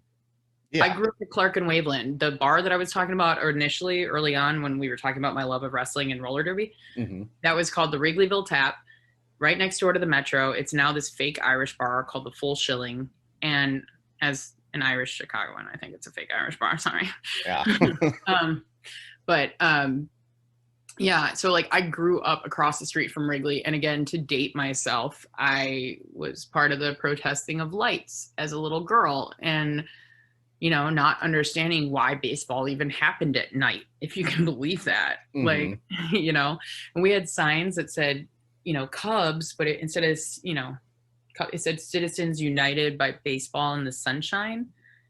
And they were like yellow and orange. And I didn't understand why I couldn't make red and blue, because I wanted to use Cubs colors, but it's colors of the sun, you know? Right. And like, no lights at Wrigley was in a lot of establishments and apartment windows, you know, protesting the lights. And so like, I grew up, like, one of the highlights in my entire life was getting to sing the 7th inning stretch alongside Drew Barrymore, because she was on a promotional tour for the movie Whip It. And we had worked together when I had done commentary at the Toronto International Film Festival for the world premiere of Whip It. I got to do the live audio, because like for roller derby, it's different. Our commentary, there's the house call, and then there's the stream call or the video call. And so you have two different sets of commentators. So you have people that are doing the play-by-play in color live for the spectators in the venue. And then you have people that are doing it live for the fans at home. So, I mean, I would do both. And so I got selected to be one of the voices that brought roller derby to the almost 9,000 people that were there for the world premiere. It was pretty cool. Nice. But yeah, getting to sing the 7th inning stretch to this day was one of the happiest days of my life, until we won the World Series in Cleveland and I got to be there for it. So. Oh man. Okay. Yeah. I'm a little bit jealous of that one, because I was, I was here watching on my TV crying like a baby. But, yeah. And like Tall Dad recorded, because, you know, we live in Lakeview or Wrigleyville, depending on how you want to look at it. When I was a kid, it was known as East Lakeview. Now it's called Wrigleyville, but I think that's just so they can charge more for rents. But probably. He definitely was filming the neighborhood erupting, because I was in Cleveland and he was so proud of me, and we were both like crying, and it was so cool. I went to every game of the postseason except for the San Francisco ones in 2016, because in addition to working at Wrigley, I'm also a season ticket holder. Oh, wow. Because it was always a life goal of mine as a little girl to be a season ticket holder at Wrigley. I mean, it's just, I don't think I should have to explain it, but it's just how you are when you grow up in the shadows of Wrigley. You know, you're like, oh, I'll be a season ticket holder. And so I got in because one of my very, very good friends who also works festivals and special events, she had one seat and she asked me if I wanted to split it. And I said, well, no, I'd want to go to games with you. She goes, well, I can't go to every game. So I figured we could split the one ticket. And I said, why don't we just get a pair? And then the ones that we can't use, either Tall Dad will use them or my roller derby teammates or whoever can buy them for face value. So that's what we did. And that's what we've been doing for a while. So whenever the Cubs were really terrible, as you recall, my beer stand would be closed because I have a beer stand at Wrigley. Okay. And they were pretty garbage. Let's think about 2014. They had over 100 losses. 2015, they had over 100 wins. 2016, they went to the World Series and won. That's mind-blowing. That Tony Rizzo dance party is I think the only person in MLB history, and I could be wrong, so please don't quote me on it, but that went from 100 wins, or 100 losses, 100 wins, World Series win. I think he's the only person that has that phenomena attached to his career. But so because, and we really did just sell our tickets for face value. We weren't trying to make a lot of money. That's not why I have them. I have them so that my 7-foot-tall, 73-year-old badass Vietnam veteran father can go to any Cubs game that he wants to and be comfortable in our bleacher seats because he's a giant. So he can stand if he wants, or he can sit like this in the seats in the 200 level that we used to have, So we got the bleacher seats. But yeah, so if you ever want to go to a game, let me know. I may take you up on that. I have not been to a Cubs game in years, so... Well, admittedly, I opted out for this season. We were allowed to put our tickets to next year. Oh, okay. And because of the uncertainty of health status, of income, I just didn't want to deal with it and maybe lose my season tickets that I've worked so hard for. Yeah. So since the offer was there, and now people are like, oh, you could sell them for $500 a ticket. That's not how I roll. Yeah. Admittedly, games 4 and 5 we did sell for pretty high ticket price, way more than face value, but we sold under market value because we just wanted to make sure that we had good people in our seats, but also made enough money to help pay for the whole next season. Yeah. And game 3 we got offered $10,000 a seat. Oh my God. I said nope, my dad is going to the World Series. So it was pretty cool. Yeah, that's definitely, I would make that priority too. So. And it was excellent because I was working right underneath the center field scoreboard that season. And so my giant ass father, we used to have seats in 202, which is kind of by where I work now. And, I was like, sorry, Dad, bleachers are usually I can get him out to the bleachers, but World Series, there's no way. They're so strict. I'm so sorry, Dad. So you're going to have to stand at the back of the section, or maybe the neighbors next to you will be cool and let you sit in the aisle seat because you're a giant. And so I'm sitting there pouring beer, serving, getting all emotional about, game 3, we're losing, whatever. It's no big deal because I'm just so happy to be at the World Series. And all of a sudden I see this giant head over the crowd. And I was like, huh? My dad snuck into the bleachers in the World Series. Nice. I was like, what are you going to stop the guy that's built like a house? I don't think so. Yeah. Really, who's going to say anything to somebody that big? Yeah. And honestly, everybody, all the security knows him because, I grew up in that neighborhood. So a lot of the people that have worked there forever, they know my dad. So, but yeah, that's my Cubs love right there. Now I remember, oh God, I don't know how long ago it was. It wasn't super long ago, but I saw a post you had put on social media about Ron Santo that really reading. I was like, oh my God, that's the most awesome thing I've ever read in my life. So Ron Santo was always one of my favorite Chicago Cubs, even though he retired from playing before I was even born.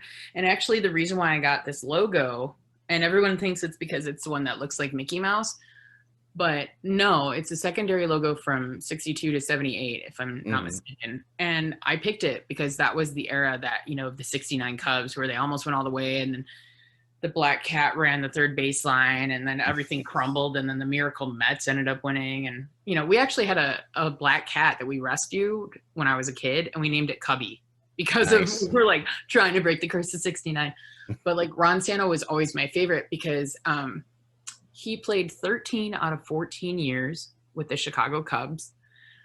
And he played that entire time without ever disclosing that he had juvenile diabetes, which is, you know, when he unfortunately passed a few years ago, he had lost both his legs due to his illness. Mm-hmm.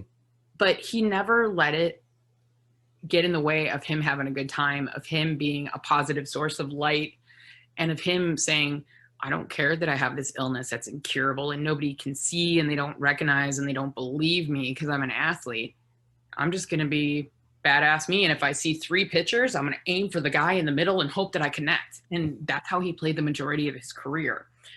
So for me, as an athlete with a chronic, invisible, incurable illness, it was like, even when I was a kid, I was like, wow, this guy is so cool. He's so cool. Ron Santo's my favorite.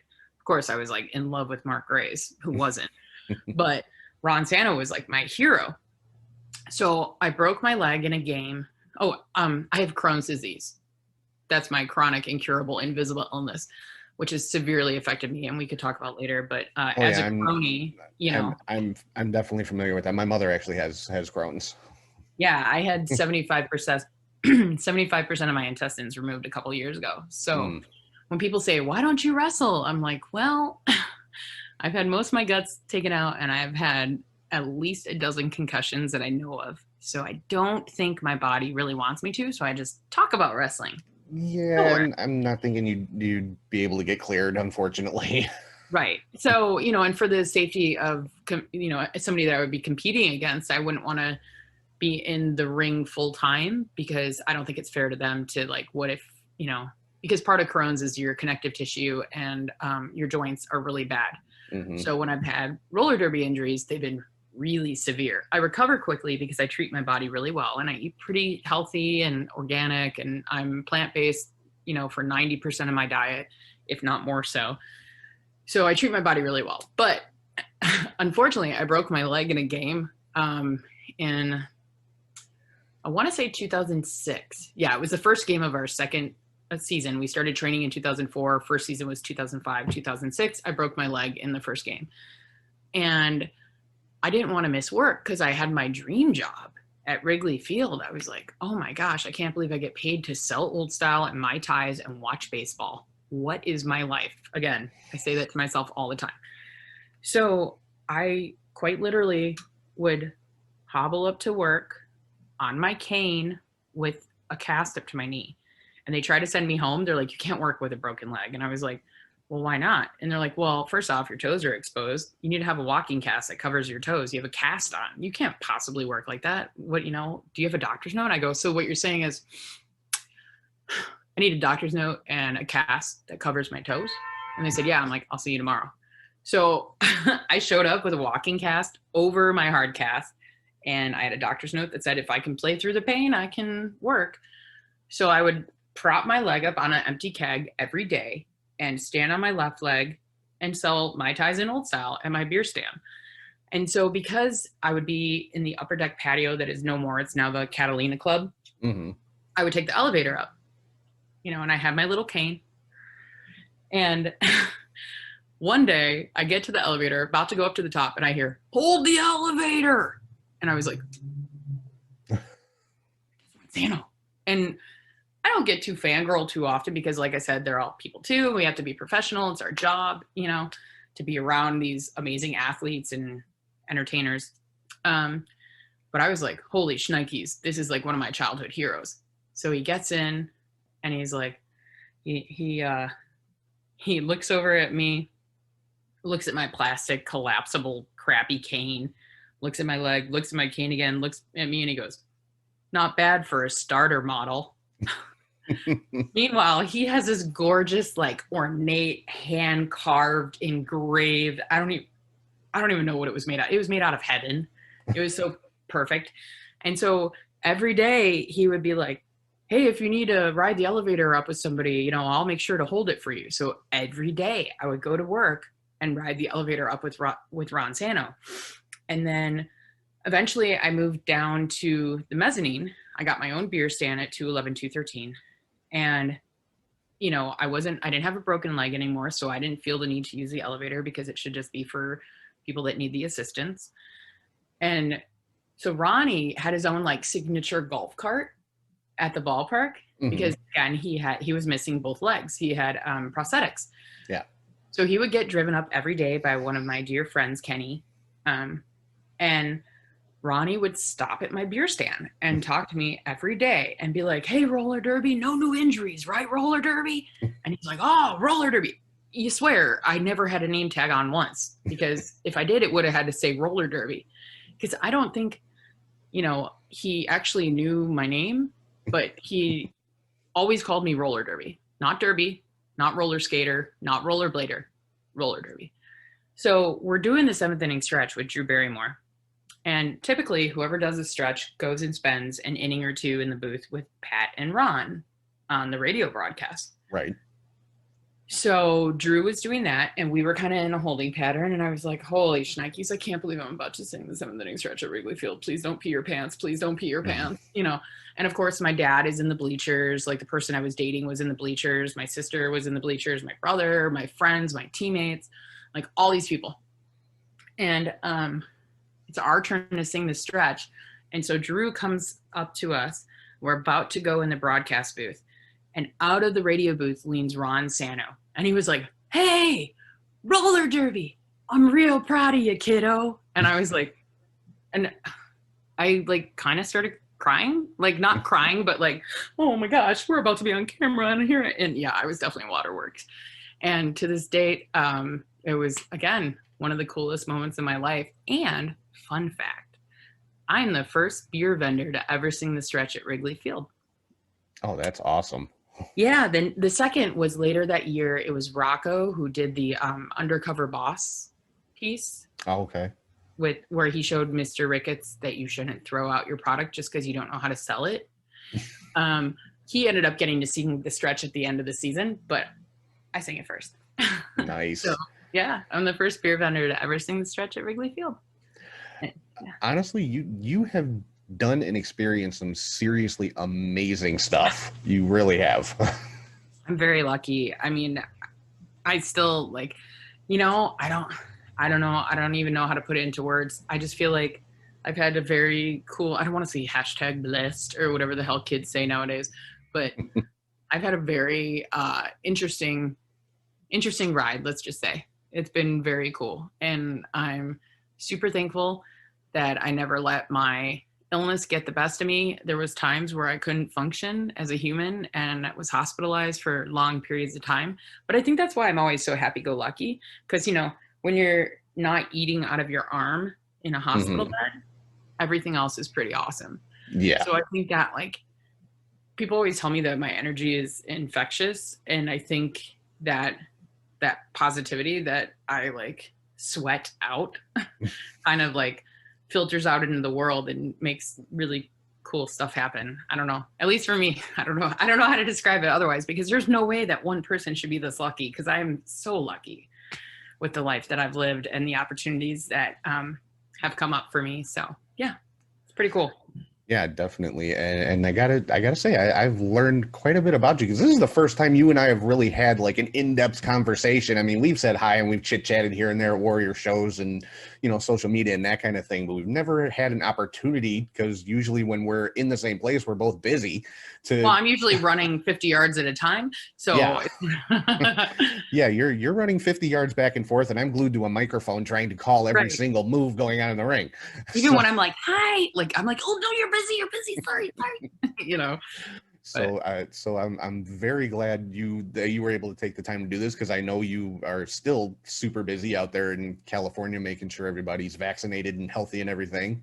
So yeah. I can't thank you enough. I seriously appreciate it. I've loved getting this chance to talk to you. And when you're back in the city, I know we're going to see each other at Warrior coming up on June 5th. And I still say with those foam belts, you and I are the Warrior Tag Champions. I am so into that. You have no idea. Oh my gosh. I mean, come on, we're both going to have the foam belts. We're going to have matching T-shirts. We're a natural tag team. Come on, Steve. I think so. I think Steve needs to recognize, especially since, you know, they came out with a new title this year, and it's a lucha title. It's not a tag title. So, dude, I'm so stoked about that. Like, so am I. Honestly, I'm not quite sure if my voice is going to hold up for that match with the 6 guys that are in it. I know. But, Oh or my no. gosh. Oh no, wait, it's War of Attrition. It's 8 guys. Never mind. Yeah, I was like, it's 8. 8 is great. You know, so I was really lucky. I played roller derby for 15 plus seasons. Like, I retired from skating, but once the pandemic is over, I'll be going back to doing commentary full time for roller derby. But one of the last like major international games I got to play, like I've been all over the world because of roller derby, but one of the moments that I was like, yes, was playing in Mexico City. And it was like, my birthday is January 2nd. Send me all the Disney gift cards y'all want, please. I will utilize them greatly. But January 6th, we had a game in Mexico City. So it was kind of like my birthday trip too. And so my teammates were like, whatever you want to do, Valfonce, whatever you want to do. Like, we had a game on Saturday, and then Sunday we had like a, not for rankings or anything, just like a you know, goofs and giggles kind of game. And then we did like a training clinic also. And then afterwards they were like, okay, what do you want to do for your birthday? We'll do whatever you want to do for your birthday. And I was like, well, I'm in Mexico City. All I want to do is go to Arena Mexico. And my teammates were like, oh, we're going to go shopping. And I was like, okay, that's fine. Do you guys mind if I ditch out on the birthday party you want to throw for me? Because where they wanted to go shopping was very cool, and I definitely wanted to go. And there was killer restaurants there I wanted to check out. But to me, it's like, would you go to Orlando and not go to Disney World? Would you be in Anaheim and not go to Disneyland? Why would I be within a 10-minute car ride to Arena Mexico and not go? So myself and one of my good friends who lives in Mexico City, Penny, he went, and one of our referees actually went with me, and we had such a good time. I love lucha so much. So I'm so stoked that one of the titles we're going to have at Warrior Wrestling moving forward is a lucha title. So excited. Yeah, and I get an inkling there's going to be somebody, a Warrior mainstay, who's not real happy about not being in this match, considering they're, you know, known for their time in Mexico. Sam Adonis. Yeah, I was gonna say, but he can't cry about whoa, because he's gonna have a match against Matt Cardona. And that's very true. But you know, I'm almost, it's Sam Adonis. He's gonna have something to say about it. Oh, believe me, I know. He's gonna tell me a lot. I'm going to give you guys a good scoop, I'm sure. So he's definitely going to be very agitated that he's not involved in that war of attrition. It's going to be a war of agitation for Sam Adonis. But that's actually one of the other matches that I'm super stoked about is Matt Cardona, Sam Adonis. I'm like, those two dudes are just going to beat the crap out of each other. Yeah. And we have a front row seat for it. Like, how awesome. Yeah. And I always, ever since the women's war of attrition match, Charlie and I have learned to kind of really keep our heads on a swivel because, you know, the women's war of attrition match, Tessa Blanchard ended up on our table. So yeah, that's true. That's true. So it's like, you know, keep eyes up. Yeah, so, it's going to be awesome. Oh yeah, I can't wait. The whole card's going to be awesome. But yeah, those two matches in particular, the War of Attrition and Adonis and Cardona, are ones that I'm really, really looking forward to. I'm sorry, I'm just looking at my calendar right now. I feel like we only have like 2 weeks, right? Like 2.5 weeks. No, it's closer to a month. Well, today's the 10th. It's on June 5th, so just under a month. See, look at me pretend I can do math. Not even close. Yes, you're right. It is the 10th.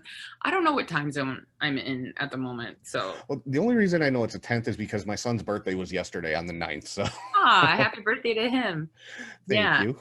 Yeah, I have a 19-year-old kid, if you can believe that. Wow. Yeah. That's Again, crazy. showing my age. That's almost as long as I've been in roller derby. Nice. Yeah, we're old. We're aged like fine wine.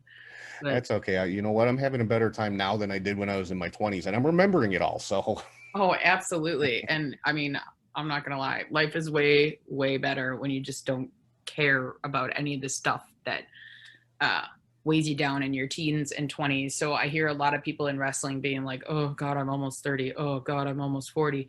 And I'm just like, oh, young Padawan, when will you learn how I know. glorious I've seen can be? so many wrestlers posting online, oh, I'm going to be 30 in, you know, next year, or I'm going to be this old next month. It's like, and I can't comment on it because I'm not going to be that person, but it's like, really, it's not that bad. You'll be all right. Well, but here's the thing. Everybody has to come to that realization, and some of us hit it a little bit earlier than others do. And I feel like I was really lucky. This is going to sound weird. I got very sick early on, so I stopped caring about the calendar and started caring more about what I was doing every day rather than what the calendar told me I had to do, etc. And like, I don't know, I grew up on the late great Aaliyah, and she always sang, age ain't nothing but a number. So like, you know, that's how I live. I told everybody it was my Jackie Robinson year, and people were like, what? I was like, if you don't know who Jackie Robinson is and why that's so important, you got a lot more to worry about than your age. But yeah, so I mean, it was pretty cool. Yeah, I definitely know who Jackie Robinson is. My dad actually had his autograph on a baseball, if you can believe that. Holy shnikes. Yeah, don't ask me what happened to the baseball. The story makes me cry. So okay, we'll talk about it later. Yeah. you don't have your waterproof mascara on, right? So no, I don't. I don't want to make you cry. No. but yeah, so yeah, like I said, I appreciate you coming on. We definitely got to get like a picture or two at the Warrior show, you know, with especially with the belts. Well, yeah, with our new tag titles. Yeah, exactly. And you know, I think we need to kind of pressure Steve, you know, to sanction this, make it official. So yeah, and then at some point, I want to figure out a way how to join you guys on a radio call. At some point, maybe for like a dark match, or hey, we can do that. I just got to I just got a brand new portable mixer for my remote setup, so I got to figure out how to connect 3 microphones to it, because that Charlie and I have been talking about like wanting to get somebody on like guest commentary or something, so I got to play around with it and figure out how to get 3 mics hooked up to it. Here I am. I'm your gal pal. Okay, well, I'll be your commentary pal.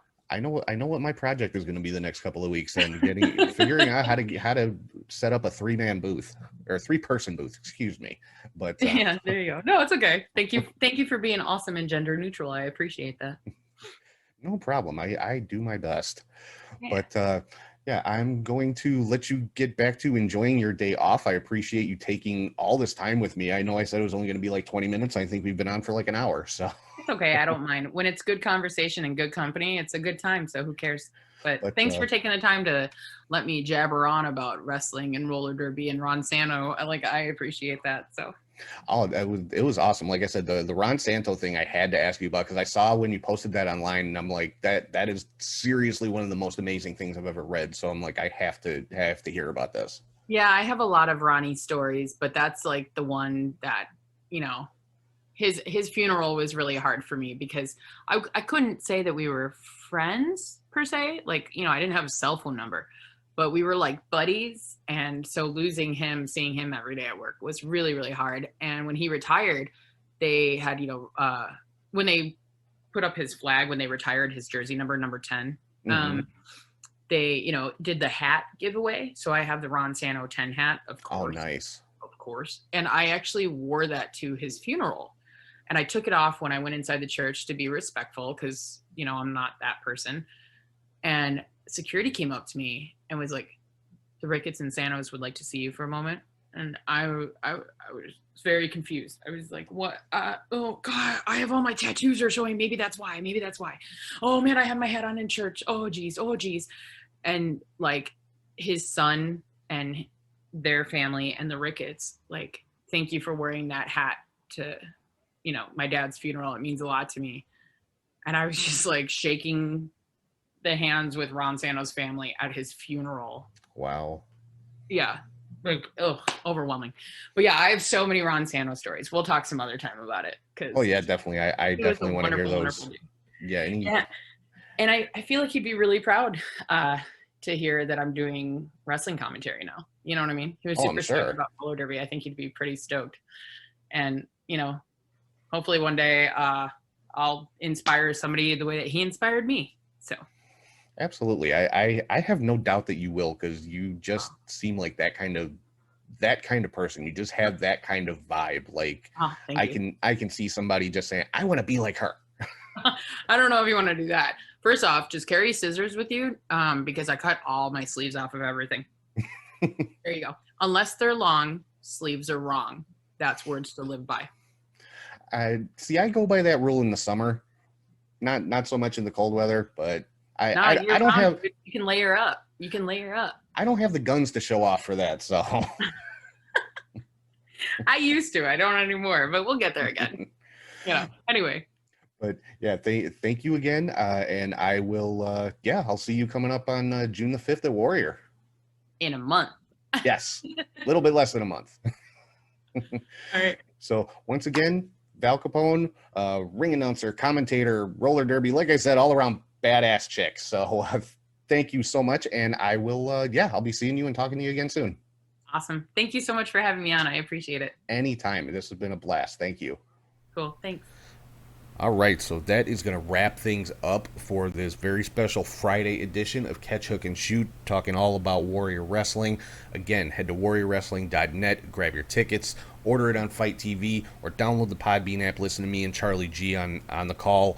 Warrior, again, my favorite independent, my opinion, one of the greatest independent wrestling companies out there right now.